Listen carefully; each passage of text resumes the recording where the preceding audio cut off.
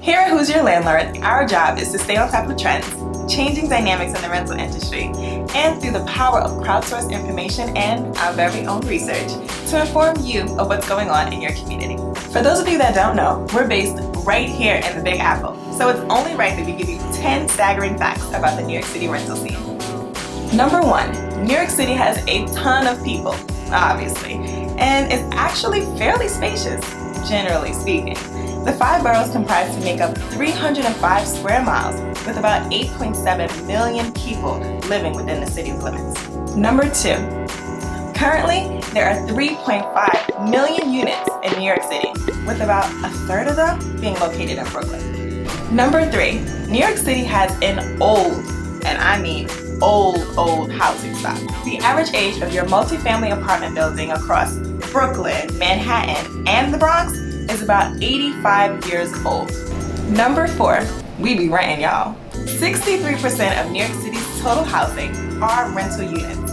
That's about 2.2 million units. About 30% or 1.1 million units of New York City's housing stock are owner-occupied. Number 5, a large amount of housing in New York City is rent regulated in some way. Public housing, section housing, rent controlled, rent stabilized, and market rate are just a few of the housing designations that you're going to learn more about. Number 6, as of today, the average amount for rent in New York City for an apartment is $3,400, which is a 1.6% increase from last year. Imagine how many houses you can buy down south for that. Hey Atlanta. Number 7, which is why it's no surprise that 56% of renter households are considered rent burdened, with higher levels among lower income families. Now, rent burden simply means that these folks are spending more than 1/3 of their income on rent and utilities.